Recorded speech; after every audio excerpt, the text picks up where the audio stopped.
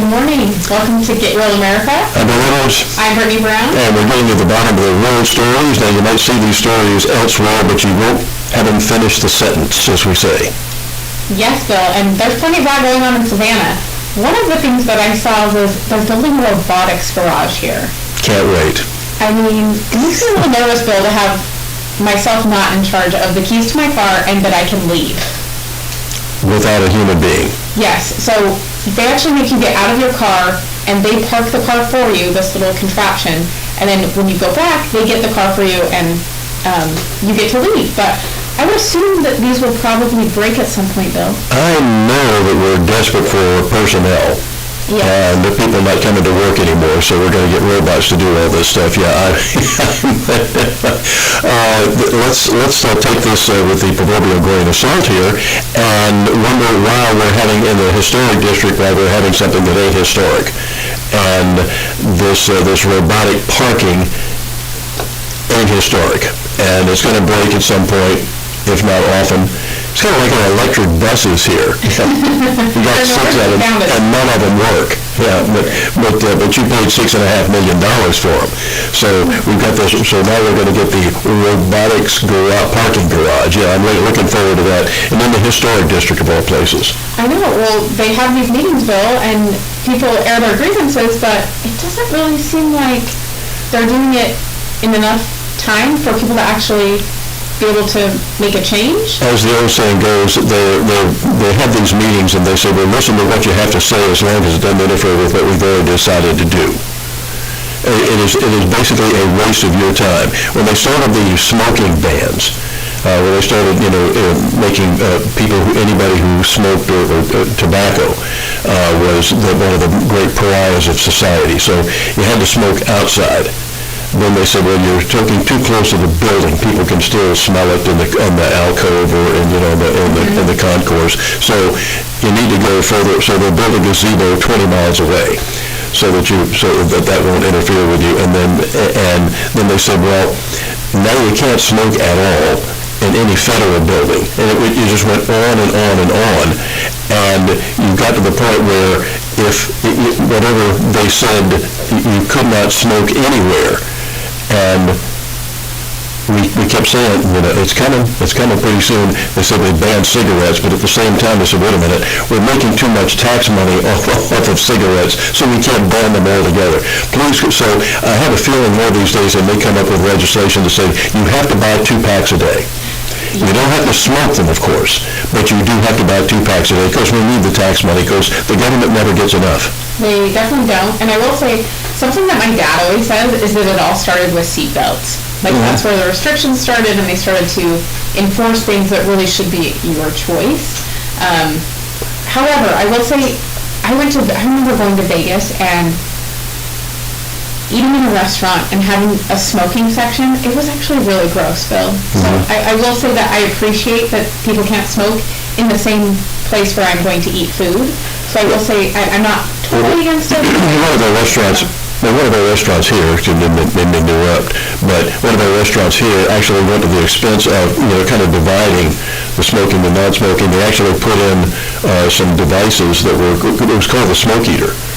And if you walked in there, you hardly knew anybody was smoking because this device took the cigarette smoke right out of the air, filtered the air, and so they went to all this expense, and then they were told, people can't smoke in there anyway. So that was thousands of dollars down the Great White Porcelain facility.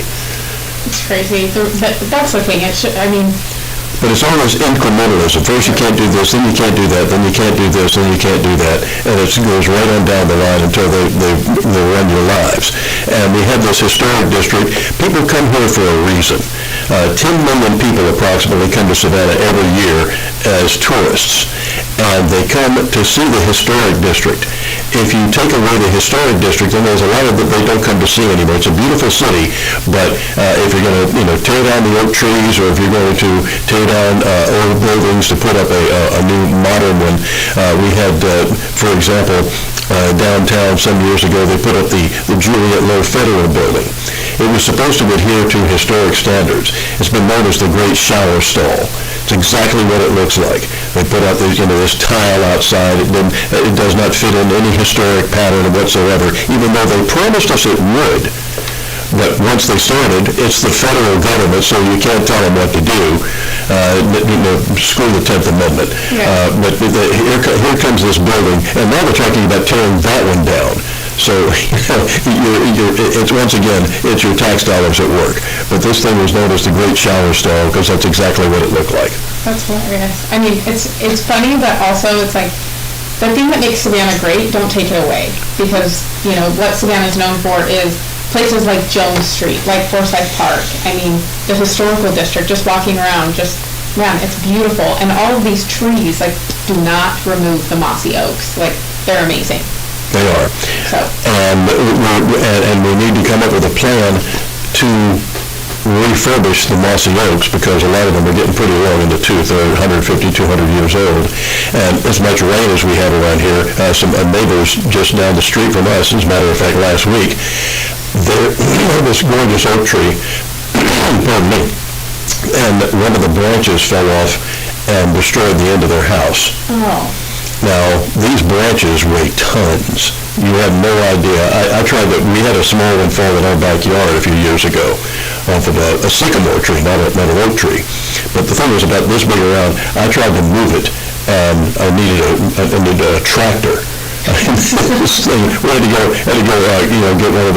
get a chainsaw and cut this thing up to get it out of the backyard. It was that heavy, and that's just a small one. This thing was mammoth. Falls into the back of their houses. Unfortunately, it hit their guest room, and nobody was there. But so they had to have the oak tent come take the oak tree down, which the whole thing had to come, because you could see that it was deteriorating to the point. And we've had so much rain here recently.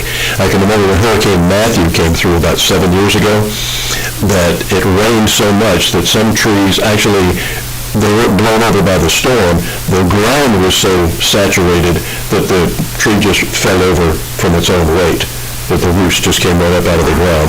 In fact, the house behind us, their magnolia tree, fell. And this thing was massive. It fortunately fell in their yard. Had it come to ours, we'd have had the same situation with our back bedroom being destroyed, perhaps. Wow. No, the trees are dangerous. But they are beautiful. They are beautiful. But it makes Savannah great. It does make Savannah great, but one of the worst things that I complain about with our city is that they don't take care of things. Right. Some years back, we had this crisis about all of our monuments that were deteriorating. It's going to cost us, how many millions of dollars to get these things refurbished and everything. I said, why weren't there, some of these things were over 100 years old, like Nathaniel Greene, the Confederate Memorial. We got that for coming in second in the Civil War. So with Nathaniel, they said, why weren't you doing something about it over the last 100 years? Every 10, 15 years go in, and then you wouldn't have to worry about all of them at one time, and all these millions of dollars. We're probably going to tear down our old Civic Center now, because they've done nothing to maintain it. Yeah, to maintain it. They said, well, this and that. And I said, well, maybe you should have done, because I know the restrooms hadn't been upgraded since the 60s. So, wow. Other than, maybe just a few things, maybe the automated hand washing device, you don't turn it on anymore, the little laser beam or whatever washes your hands for you. But that was about the only upgrades that they did. And, so we've now built a new arena, too small and in the wrong place, but nevertheless we have it. But I said, I hope, and they turned it over, I think, to another outside company to take care of it. Is this Enmarket? Enmarket Arena, yeah, the Enmarket Arena. The facility itself is nice, but too small and in the wrong place. Yeah. But I said, please, at least let's maintain this one. And I think they've turned this over to an independent company to actually run it. So maybe they'll do a better job of keeping up with it. But that's one of Savannah's biggest problems, is that we'll build something and then we don't maintain it. Makes you wonder where all those tax dollars are going to. It really does, especially when we have the SPLOST money, the special purpose local option sales tax that we voted on ourselves.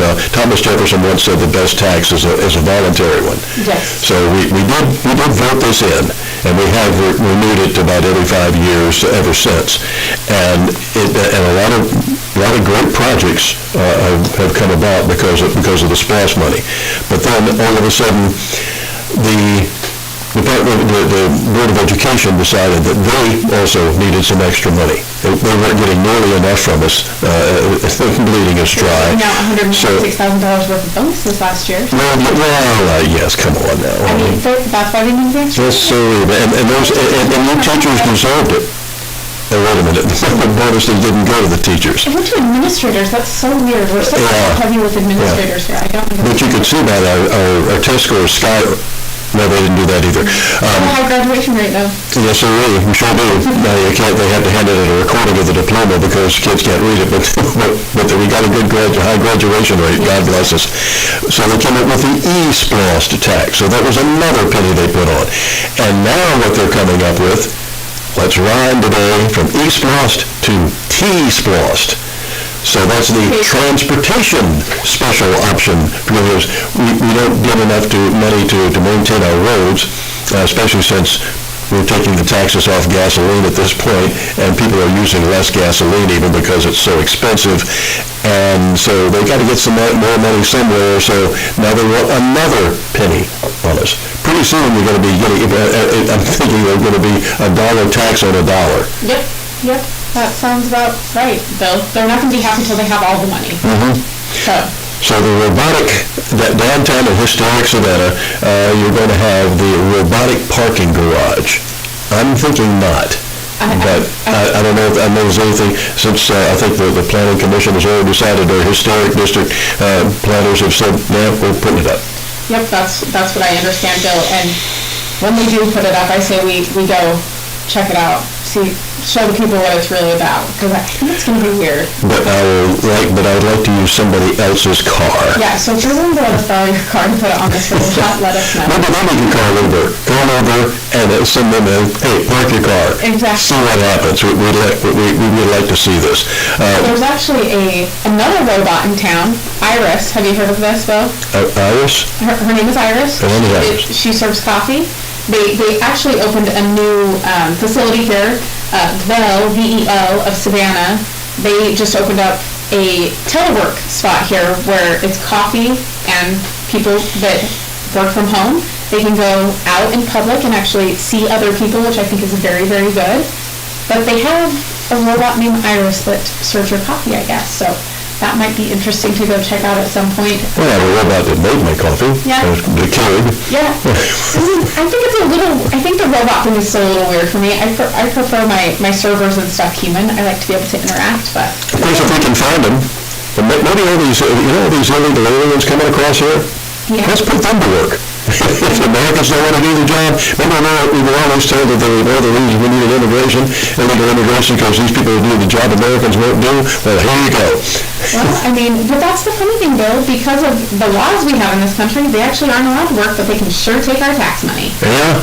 Not a lot of work, but we can give them Social Security benefits that they don't deserve. We can give them cell phones, because as Circleback Psaki told us when she was asked, the former propaganda minister at the White House was asked why we're giving these people cell phones, so we can keep up with them, find out what they're doing, where they are. Yeah. Oh, yeah, that's what we're giving them. Thanks, Great things she did as the White House press secretary. Sure did. Great spin master. And now we have Queen Jean-Pierre, who I think her IQ is approaching single digits. I think they're going to have to retire her soon, Bill. I don't think she's going to last as long as Psaki did. Let's hope.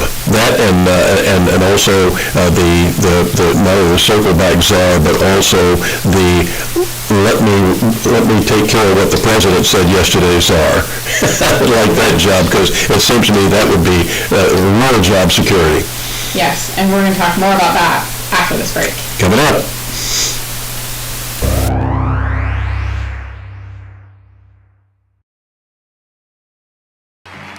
Today, we deliver for the people of Florida yet again. You saved our jobs. And kept us going. They tried to shut us down, But you saved our business. $1,000 bonuses. You had our backs. And honored our service. You led by facts, not fear. And you let us decide. You let me go to school. You gave me a voice. You put us first. And didn't let them keep us apart.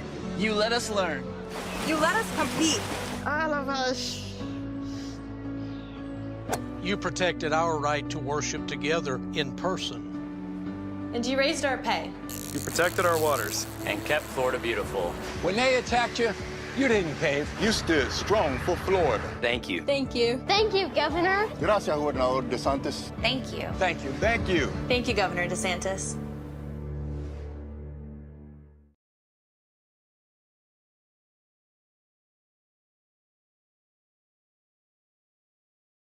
The last 3 years, Georgia's been tested in ways we could never imagine. And it fell to Governor Brian Kemp to successfully lead us during these troubling times. Georgia is still first in the nation for business. Our unemployment rate is the lowest in state history. Today, people come to Georgia to succeed, start a business, raise a family.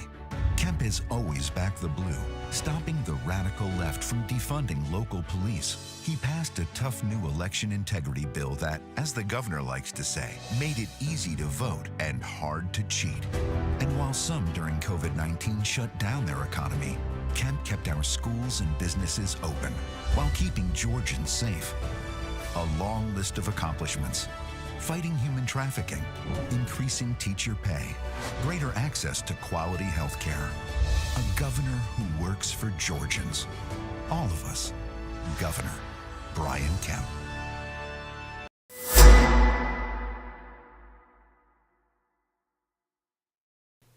My fellow Americans, it looks like some things have changed. Are we doing a good enough job teaching our children what America is and what she represents? You want an abortion? Get one! Younger parents aren't sure that an appreciation of America is the right thing to teach modern children. We're not going to make America great again. It was never that great. When I drive into a neighborhood and there are American flags, it's a message of white supremacy. I'm warning of an eradication of the American memory that could result in an erosion of the American spirit. We need to completely Dismantle the police department. If we forget what we did, we won't know who we are. We've got to do a better job of getting across that America is free, and freedom is special and rare. Freedom of speech, freedom of religion, freedom of enterprise. As long as we remember our first principle and believe in ourselves, the future will always be ours. Ours was the first revolution in the history of mankind that truly reversed the course of government, and with 3 little words: we the people. We the people are free.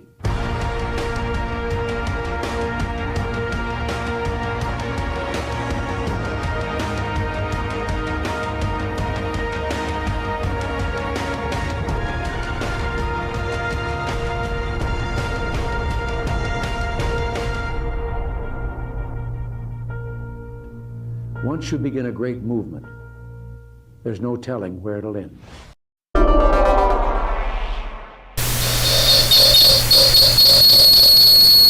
Welcome back.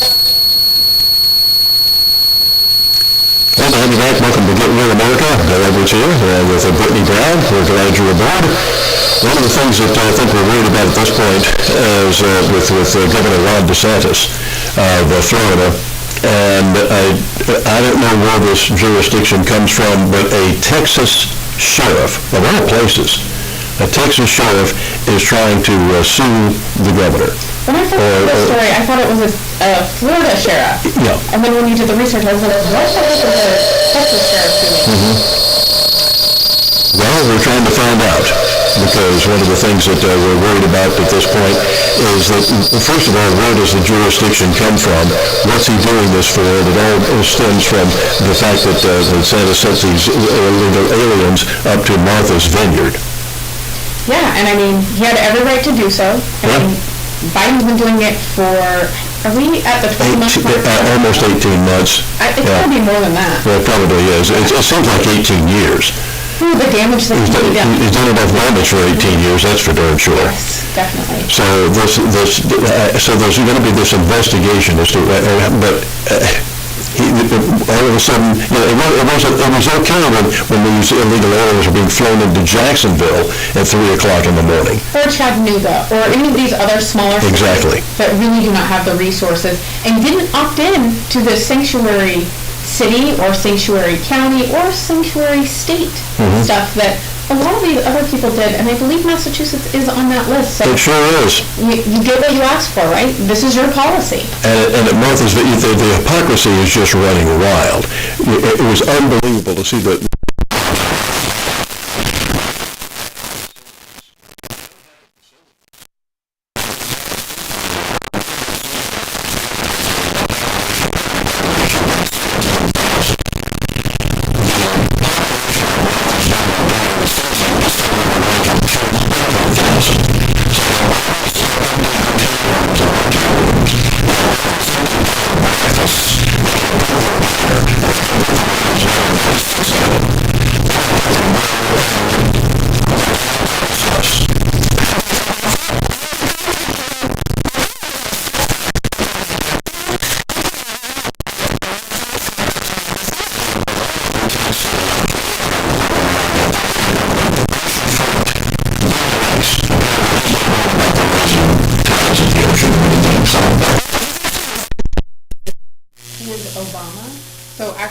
He said, not coming for him. Yeah, and because he said, he was able to control the tides.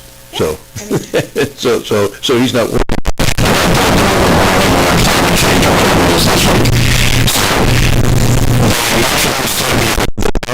They called in the National Guard to move these people to a military facility in Cape Cod, and I think 120 National Guardsmen came in. So that was 2 National Guardsmen for every illegal alien. So how nice is that to move them to a military facility?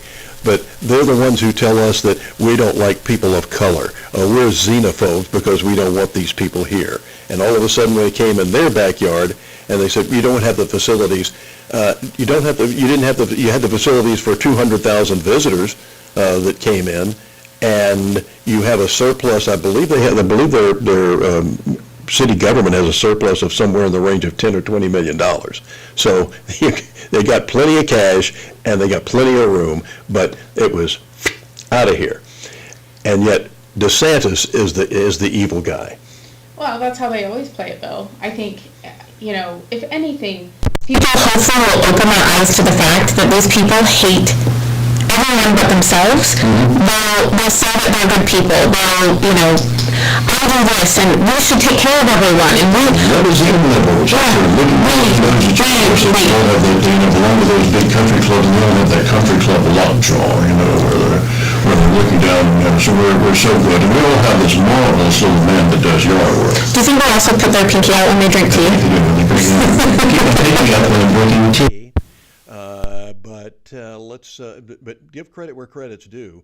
Last night on Hannity on the Fox News channel, Sarah Carter, one of the great reporters, a real journalist, was there. She interviewed some residents there who agreed with the governor and said, we don't know what this idiot in Washington is doing, but we're ashamed of these people that ran these folks out of town just immediately.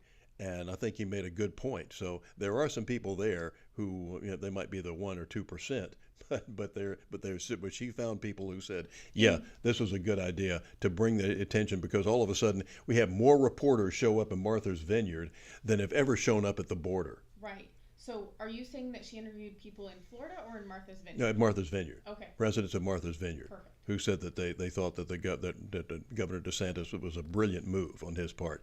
This is a guy who's not backing down. You talk about a guy with a backbone of titanium. This is an ad that he is running now about the dangers of illegal aliens coming in, because like this ad points out, I had a very dear friend down in Brunswick, a wonderful lady who was killed by an illegal alien, a drunk driver illegal alien, about 10 years ago. And he's made a point of it with this ad.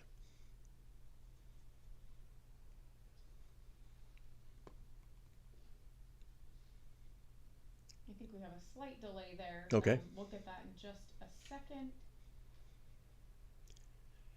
But I've got to hand it to Governor DeSantis and others. Our Governor Brian Kemp here as well. And by the way, the polls are showing that he is pulling away from Stacey Abrams. Thank you, Lord. Yeah, So- but that's the other thing. We talked about there not being any. There's no plan for them to debate. I've not seen anything about Abrams and Kemp. Have you? Not much. Mm-mm. I mean, it We've would be got a the- fiery debate, I think. Yeah, we got the Warnock and Walker debate coming up. That's going to be right here in Savannah. It'll be telecast statewide. October 14th. Don't miss it. I know that Friday is so hard for people, but I think it's important that we're able to see the two people that are really working for a vote to see what they have to say. And I think it's shameful that we're not going to see a lot of these debates across the country. Here's how the Democrats work, and Sean Hannity pointed this out yesterday on his radio show as well. But they will delay debates and delay and delay and delay until after early voting has started in most places. Of course, you can't do early voting in Delaware. Mr. President, you ought to look into that. But early voting's already started, so you've made your choice. So it doesn't matter what happens in the debate if you decide to change your mind. Unless you're a Democrat, you can't vote again. So they will come up so that they delay these debates, and now we're going to have hours with after about 3 or 4 days of early voting here in Georgia, and they're doing it on a Friday night. That's international high school football night around here. Yeah. So the audience will be extremely diminished. A lot of people don't watch debates anyway, so those ratings are usually kind of low. And then you have Friday night thrown in on top of it. So there's that.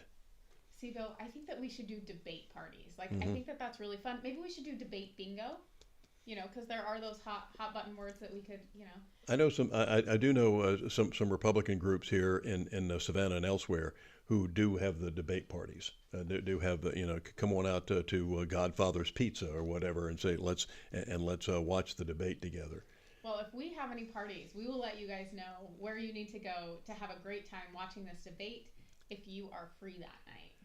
And but you just have to hand it to. I've seen politicians who grow into their jobs where they didn't look like maybe this guy or gal is not really right for it, and then within a few weeks or months, maybe a year or two, all of a sudden you think nobody else can have this job but them. And Ron DeSantis is like that. He won elected governorship by the skin of his teeth against, of all things, a mayor of Tallahassee who was an incompetent boob.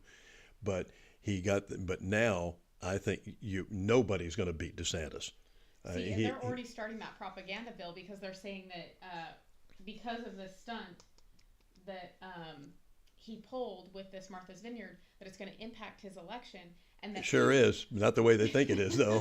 They're trying to get you guys to stay home. So don't listen. They're also saying that the polls have tightened to 1% with the Republican lead. Mm-hmm. It's not true.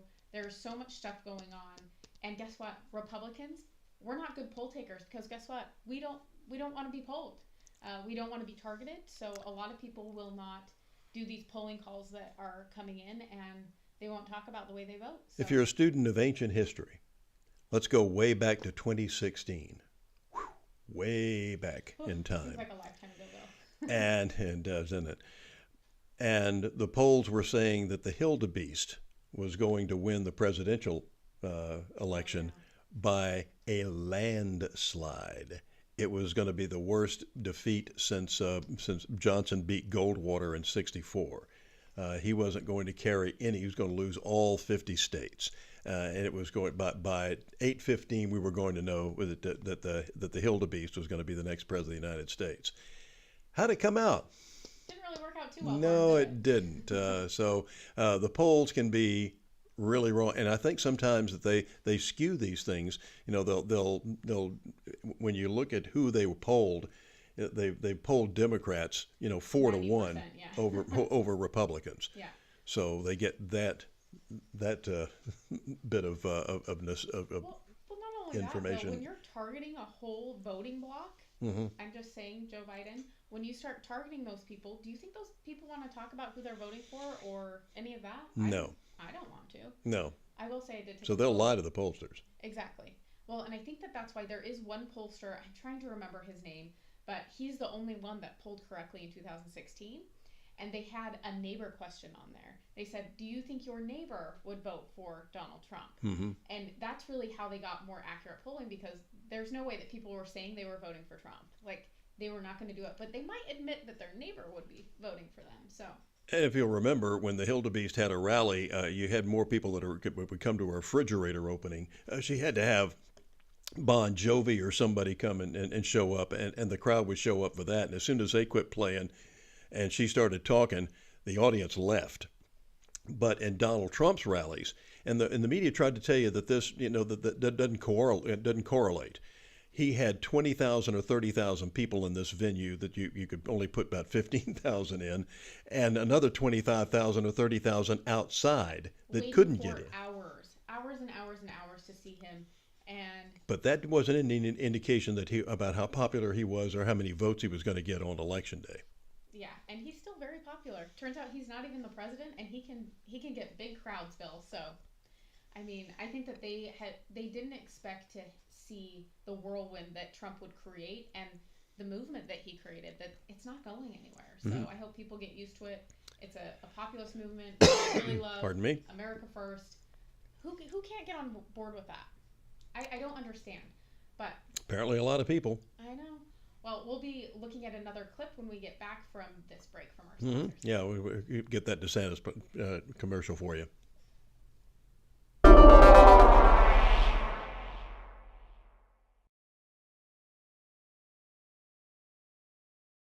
As your governor, I promise you, whatever challenges come our way, I will always lead the California way. You are I say that's the California way. You guys are really awesome. Thank you so much. Based on compassion. I mean, if we're going to be realistic, they'd pay you to be homeless here. Common sense. Clean and sober is one of the biggest damn mistakes this country's ever made. We all need to self-medicate periodically. Telling the truth. Telling the truth. Treasuring our diversity. Says to hit my. Telling the truth. Following science. Protecting our planet. Love like yours will surely come my way. Hey, hey, hey. Gavin Newsom, courage through crisis.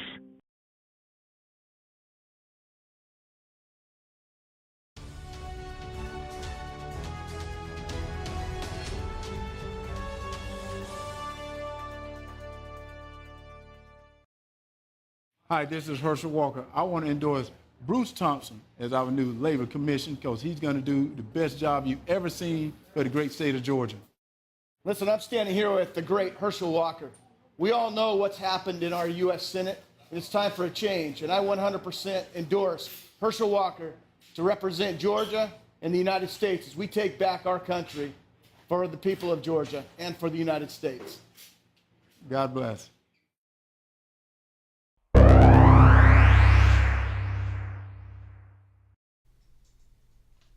Welcome back to Get Real America. I'm Bill Edwards. I'm Brittany Brown. Glad you're here. And Ron DeSantis seems to be one of the guys who's in the spotlight right now, nationwide and maybe even worldwide. There's even he is being sued on several levels. Yeah. A prosecutor tried to sue him because he got fired, and a judge threw that out. Yep. A Texas sheriff somehow is trying to file criminal charges against him because he sent those 60 illegal aliens. And by the way, where was this Texas sheriff when they stopped one of those 18-wheelers just recently and found 53 dead people? That's one of the things that that Governor DeSantis said. They're giving more attention to the 50 illegal aliens he sent to Martha's Vineyard that's being called a kidnapping by we just saw our wonderful Governor Newsom of California. Well, the interesting thing is that they also DeSantis did. His people did release a statement yesterday, and I mean there were brochures for Martha's Vineyard, that they handed out to these people. It wasn't like they went against their own conscience. Want to go here? Yeah. Why not share the good? Isn't that what they came here for? A better life? I mean, they're the ones that decided they were a sanctuary state, Bill. Yeah. So, just saying. Mm-hmm. I think also DeSantis just released this very powerful story about this woman who, you know, her son was killed. So I think we have that clip now. Yeah, let's take a look.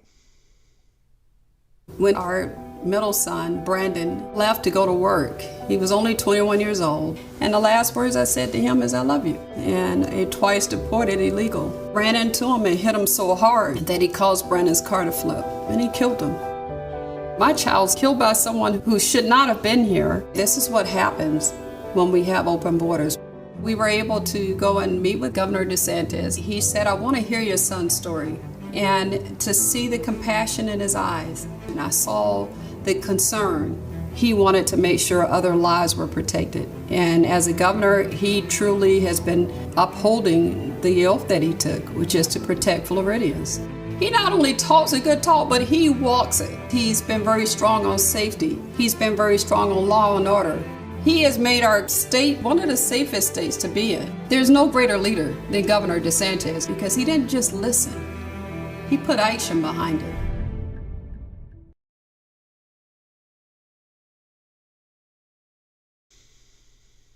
Wow, what a powerful story from that mother who... Good on him.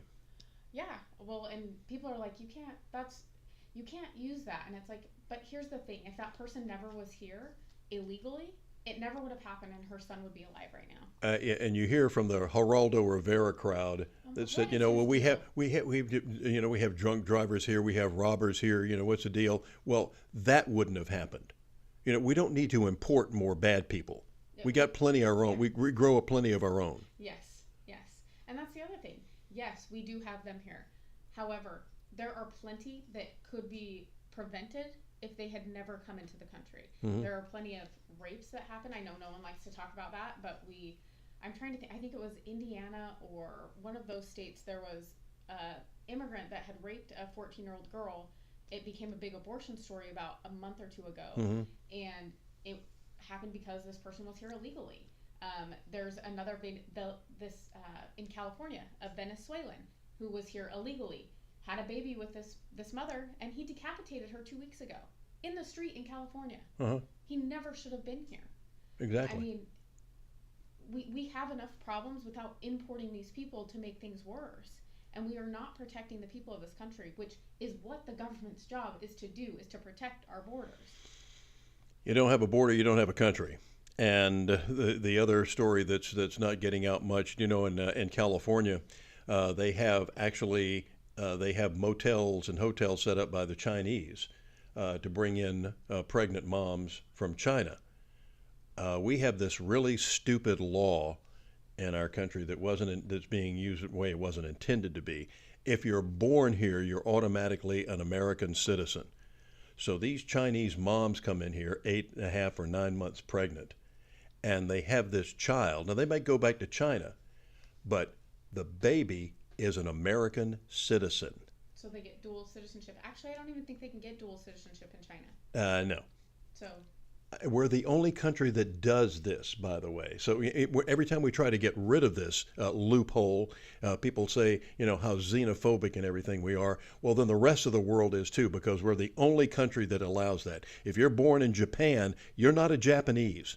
If you're born in like you said, in China, you're not Chinese. If you happen to be over there, you know, American or German or whoever and have this baby. If you're born in Frankfurt, Germany, and you're an American citizen, you're not a German. The other thing that I would like to connect here, Bill, is that why would people want to be an American citizen? I mean, we're so horrible. We're so horrible. Why would people risk their lives to come here? Why would people fly here to have babies and make their kids American citizens? Yeah, we keep hearing from all these people that said, you know, what a horrible country it is. Just like Stacey Abrams, running for governor of Georgia, said this is the worst state to live. Which is not correct. I love Georgia. Georgia has been amazing. This is a great campaign ad. Yeah, Georgia's terrible. That's why I want to be the governor. What? Yeah, and shut down all of the power plants are here and make it very environmentally friendly. Because that's what everyone is worried about, Bill. It's working out so well in California. Yeah. I mean, if you want to see how things play out on the Democrat side, California is the prime example of why you do not want to go with these policies, Bill. One of the iconic pictures that we just showed last week was a guy charging up his car, his electric car, with a gasoline generator. You can't make this stuff up. The thing is like, and the fact is they will still argue with you. Yeah. That what they're doing is the right thing. It's like, but you're charging your Tesla. Like, we'll have a clip tomorrow about this Tesla business because I'm sure you saw it, Bill. But. Well, Governor already said, you know, that you need to cut back. Don't charge your electric car, but you have to by 2035 you have to have one. But you won't be able to go anywhere. You'll own nothing and you'll be happy, and you will also stay home.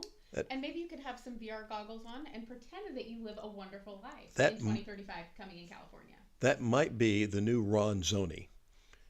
The new Ronzoni car. It Ronzoni when you push it. Exactly. So. Go back to biking and skateboarding, maybe. I don't know. I don't know what they'll do in California. I mean, their traffic is horrendous there. I will say that. But bikes Atlanta, would be better. Yeah. Well, Atlanta's no better. I will tell you that. That traffic is. I'd love to have been the old fly on the wall at the planning session in Atlanta where they said, let's bring 3 major interstates together in downtown Atlanta to solve the traffic situation. And whose idea was that? I'm not sure, but I will tell you, like, when I know I have to go through Atlanta, like, I automatically just break out into hives because I'm like, oh my gosh, I'm going to be stuck in traffic. It's at least 35 minutes to an hour that I'm stuck in Atlanta. Mm-hmm. And they have that bypass. That's no faster. I have no idea what they're. I got on the bypass. I remember several years ago I was up there visiting some friends out in Marietta, and a beautiful community outside of Atlanta. Of course, you can't tell the difference anymore. But I got on the bypass and said, this will get me around the traffic. And I've been going for about an hour. I said, I ought to be about in Macon by now. And I looked over and I saw Atlanta Fulton County Stadium on my left. And I said, I'm not anywhere near Macon. I'm not outside the city of Atlanta yet. So that Atlanta bypass, good job. Yeah, it's not working up there. And the other thing, Bill, is like there's never an accident. It's just like we were stopped for no reason. You look around and all of a sudden you just start going. You're like, what happened? As a matter of fact, I can remember this, and this is years and years ago, but Atlanta had signed a new star pitcher, I think from the Dominican Republic or something. Okay. He doesn't show up for the first game. He's supposed to be starting. He doesn't show up for the first game. They found him out on perimeter Atlanta. He was trying to get to the stadium. Oh my gosh! he'd been circling the city for about 3 or 4 hours. Oh, poor guy! Oh my gosh! How awful! It was. See, they should have someone helping him when he. One would think, yeah. I think they got it all straightened out, and he became a pretty good pitcher for us. But at the same time, it was like. What happened there? What happened? Oh my gosh! Oh, Atlanta. Good times. You know who I heard had a great time in New Mexico? Yeah, Tommy Lahren? Yeah. I heard that she had a wonderful time. They were so welcoming. Yeah, Turning Point USA, which is trying to save America and doing a darn good job of it. She's part of that Fox News contributor. And she was invited to speak at the University of New Mexico.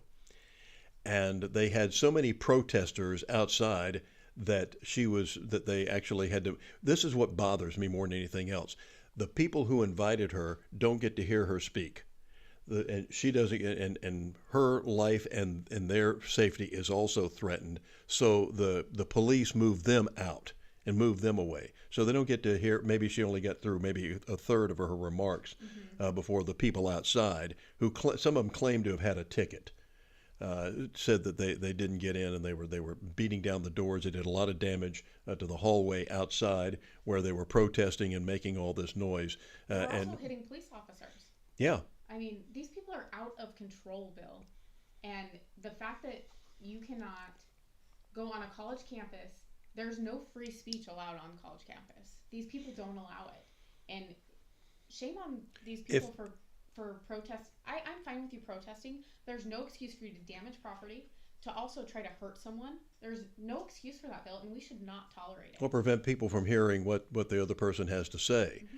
And this is pathetic, but this is going on to all these college campuses all over. But I will tell you, if you'll put your helmet on, I'll tell you a war story when we get back about how free speech on campuses really ought to work. I can't wait to hear it after this. It's Independence Day, so let's talk about what's going on in America. Freedom is under attack in your state. Dictator Ron DeSantis incredibly lets you walk around without masks. That tyrant allows your kids to go to school during the pandemic, year 2 or 4, or who the hell knows. I urge you living in Florida to join the fight. Or join us in California, where we'll take the money you earn and give it to people who don't work. Visit San Francisco, where you can walk through human feces. If you're lucky, you might step on a syringe. Check out Los Angeles, where gas is so expensive, your kids only need to skip a meal or 2 or 10 to afford it. California, where freedom means lockdowns for you, while I go to the places you can't afford. Don't let them take your freedom. Come to California, where we'll take it, along with your money.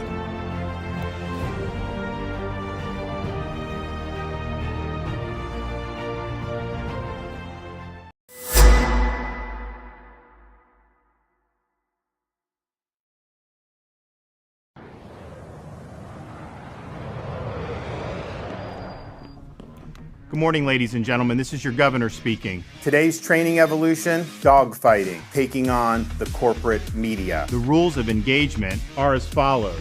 Number 1, don't fire unless fired upon, but when they fire, you fire back with overwhelming force. Does it say that in the bill? I'm asking you to tell me what's in the bill. Number 2, never ever back down from a fight. If I could complete the question, though. So you're going to give a speech or ask a question? Number 3, don't accept their narrative. It's wrong. It's a fake narrative. I just disabused you of the narrative, and you don't care about the facts. It's why people don't trust people like you, because you peddle false narratives. All right, ladies and gentlemen. Let's turn up.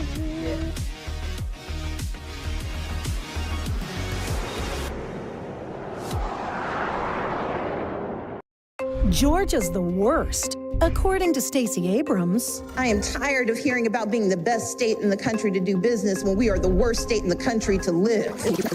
We are the worst state in the country to live. Oh, bless her heart. Georgia leads the nation because Brian Kemp is governor. He reopened Georgia first, brought thousands of jobs, and Kemp's cut taxes to help families deal with Biden's inflation. Brian Kemp's kept Georgia the best place to live. No one who is alive today had ever experienced a true pandemic. And I'm hoping that now that this is over, people are going to, recognize that some serious errors were made and not repeat those. That's the best you can get out of it. So what do you tell those people? Vote Republican.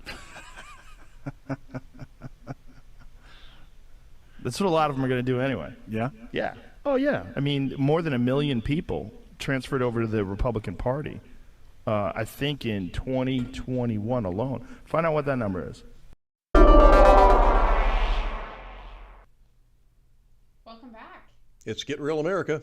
Can't wait to get real. I know that you were going to tell us a war story after we were talking about Tomi Lahren and her experience on the New Mexico University campus and the fact that they did say that those people will be held accountable for their actions. I've yet to see any arrests come from this incident, though. History lesson. Around 1962 or 3, James Meredith became the first black student to attend the University of Mississippi. And it didn't go over well with those folks. And so the Attorney General of the United States at the time was Bobby Kennedy. He ordered National Guards onto the campus, and Mr. Meredith was escorted. It cost you $6 million of our taxpayer dollars to send this guy to school for a semester. But James Meredith was escorted to class by National Guardsmen, and they managed to calm down some of the riots. Turns out that most of the riots are being done by off-campus, some people in the community, and think it wasn't the students necessarily. But when I got there as a freshman, the folks who had been freshmen when Meredith was there were seniors that year. The year before, Bobby Kennedy was now the senator from New York. He was invited to speak at the University of Mississippi. Wow. And the news media was there in force, just hoping something would happen. Well, it did. They rolled out the red carpet for him. The students showed up to hear what he had to say. They were polite. They applauded. They laughed at his jokes. He told he was extremely how impressed he was with the hospitality that he received, and they listened to what he had to say and then made their choices from there. Contrast that with, at the same time, George Wallace, who was a controversial governor from Alabama and a big segregationist at the time, was invited to speak at Yale University. But the folks up there in the Poison Ivy League and the students said because his views were so unpopular up there, it wasn't a good idea for him to speak, and the invitation was withdrawn. The guy who introduced Bobby Kennedy at Ole Miss said, "Never let it be said again that Mississippi is a closed society." It's interesting how that works, isn't it, Bill? That's how it's supposed to. Tommy Lahren should have been allowed. There shouldn't have been any or Ann Coulter or anybody else that shows up here where they with Ann Coulter they throw food for some reason, but not to be allowed to speak, not to be allowed their First Amendment rights is pathetic. And these students, I have asked I've written to two of the television stations that covered this story in Albuquerque. If any of these students had been suspended, thrown out, fined for all the damage that they did, or any other disciplinary action was taken against them, so far, crickets. I'm not surprised, Bill. I do think this is where it is becoming very dangerous. Not only, so something that Tommy said was that, I got to leave in an armored car. Yeah. I had the opportunity for police to escort me. Mm-hmm. What about the people that came to see me?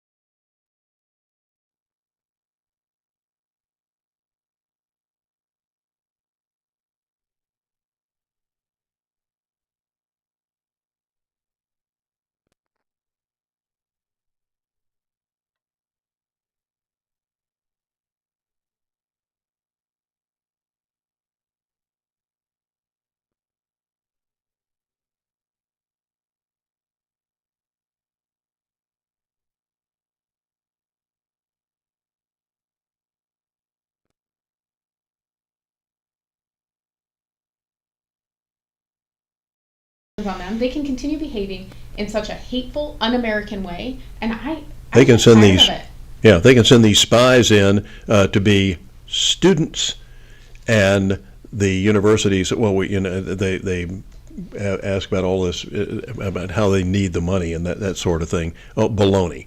You get plenty of money. Have you seen the endowment that Harvard University has? And they shouldn't, after hiring Stelter and de Blasio as professors They there. could. I mean, come on. You want to be humiliated? Like, what are these people doing? Yeah. I'm sorry for all of you that have Harvard degrees that it should mean something. I mean, they just degraded your... In case you haven't heard, one of the people is Bill de Blasio, former mayor of New York. Worst mayor in history. Except for the one they have now that's making him look good. Another incompetent boob.